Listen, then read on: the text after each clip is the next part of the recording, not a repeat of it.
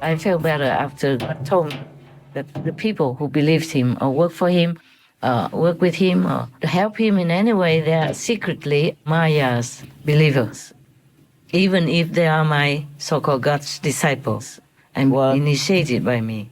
Yeah, that makes sense because some people came in just to spy on my group also. That I have found out.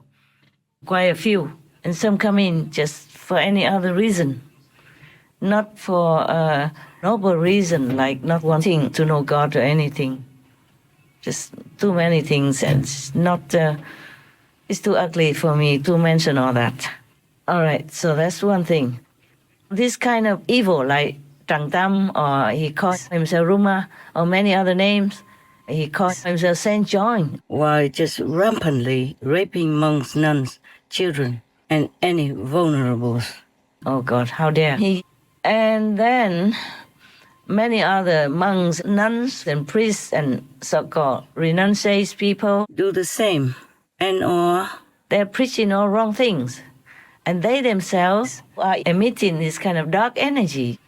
And that will attract other dark energy people. And the more they attract them together, the negative energy in this world becomes stronger, blinding people more and more, darkly influencing governments, important leaders to make wrong decisions, to make trouble in the world. And the more people are not remembering God, not praying to God, not praising God, not taking refuge in God, and the lower the world's energy will get. And the more disasters, the more suffering will be upon the people on this planet. That's what I'm worried about. Because the influence of the negative energy is impossible to describe, but you can see that. If you see some of the so-called monks or priests, the real Maya subordinates, go to any country, that country has more disasters. And we have a lot of them. A lot of so-called false priests, false nuns, false monks, false masters, everywhere. Even the false pope. Everywhere we can see false holy persons. They're supposed to be the followers of the noble, holy masters, ascended ones.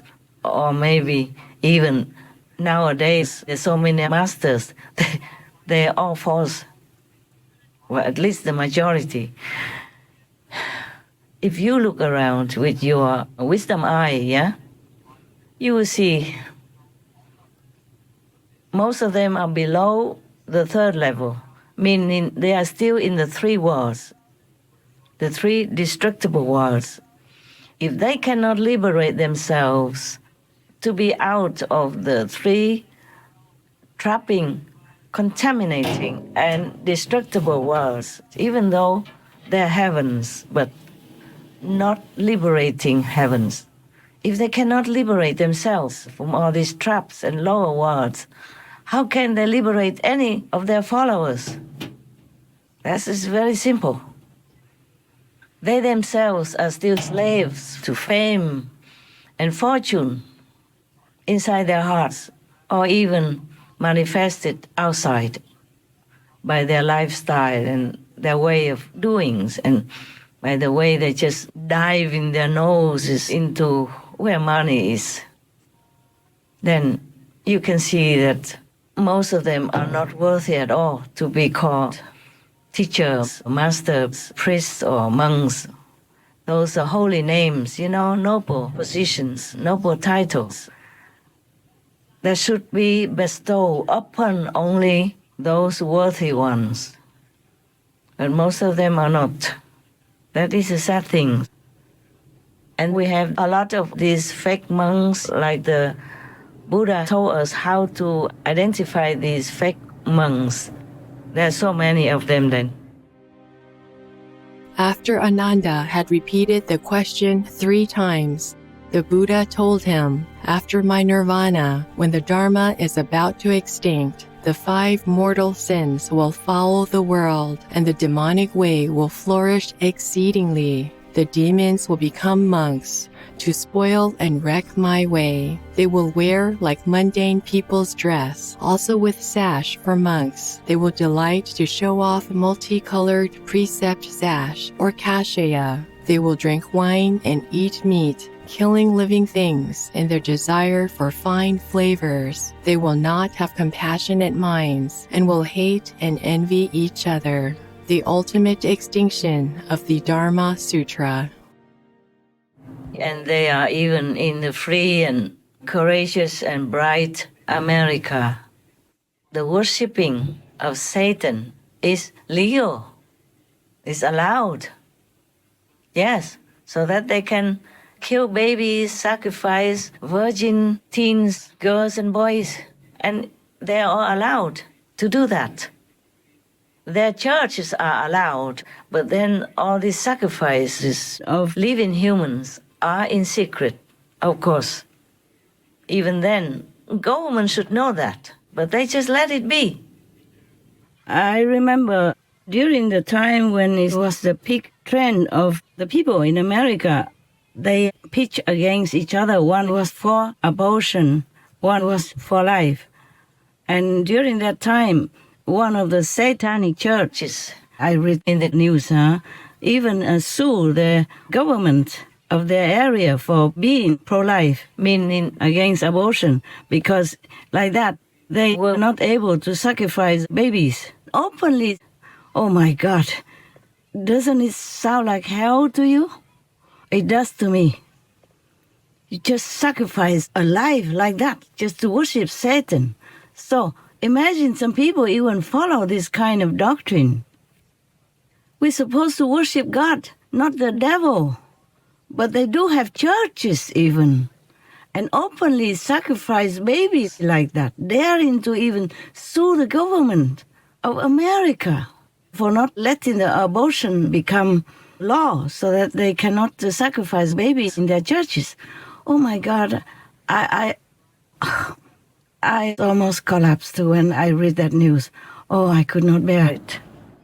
The Satanic Temple based in Salem, Massachusetts is suing over the current Idaho abortion ban. The Satanic Temple says the state violates its members' religious freedoms.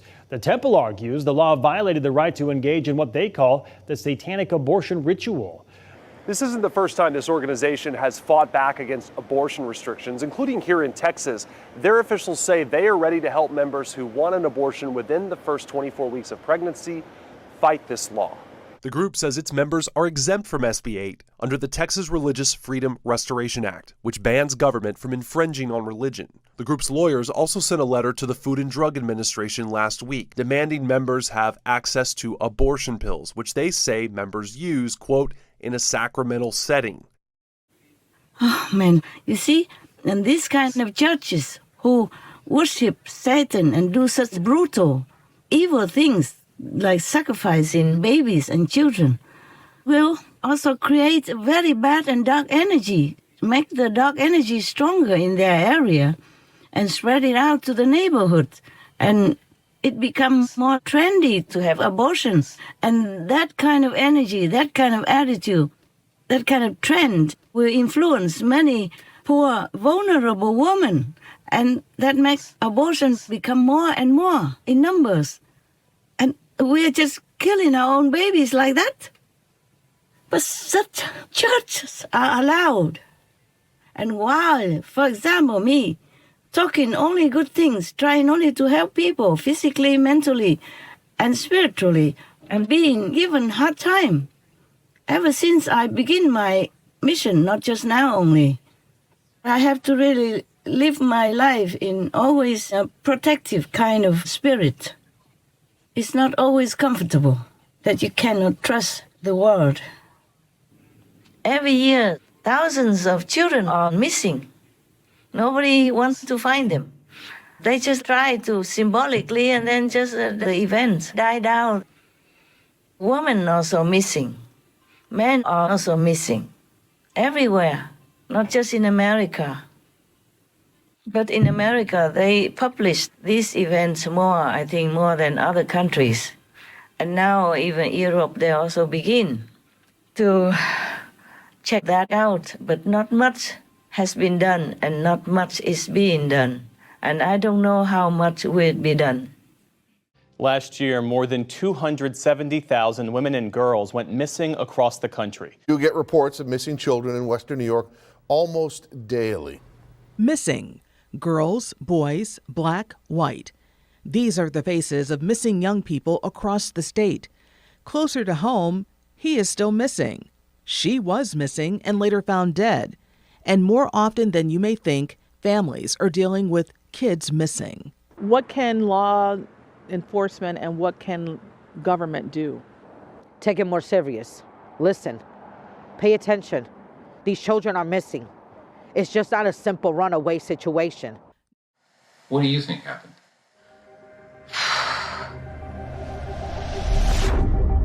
I have a father that is missing since 1988 on Father's Day. Every year, hundreds of thousands of people go missing. People like Natalie's father. The police told us the only thing we can do is report him missing. I was so upset. I think because I'm in search and rescue, I get to see things that most people don't.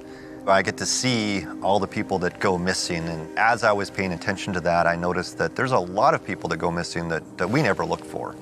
I always wondered, who's looking for those people if I'm not? And sometimes nobody. These churches, they worship Satan, they worship the devil. If allowed, then more people will fall into that group, that fold, and then more dark energy will be more solidified, more established, and then our world would be more in trouble. My God, all the governments know, even the UN advises that we should eat less animal people meat. Why less? Just forget it altogether. Just don't kill anymore. Humans or animal people, then our world will become Eden again. So simple it is. Don't even follow me. Just be vegan. Then peace will come. And if we have peace, then we can be prosperous. We can have happiness for all the families, for all the children again, like in Eden's time. If we don't kill, then blood will not be spilled. Then that blood karma will not be showering soakingly on us, on even innocent children. They have to partake of this collective karma and suffer. If the parents do not live virtuously, then the children will learn the same from the parents. And the teachers in the school and the parents are the greatest influence on the children's lives, on the children's future. And if they don't make good examples, where would the children turn to learn anything good? And if the citizens are not good, then the government cannot govern. Also, the government will be fearful of their own citizens as well. And so they will just put more brutal policies on the citizens. And unfairness, injustice will be rampant in the country, and that will infect the next countries, the neighbors' lands, and the whole world. That's why our world has become like this. You can see it well.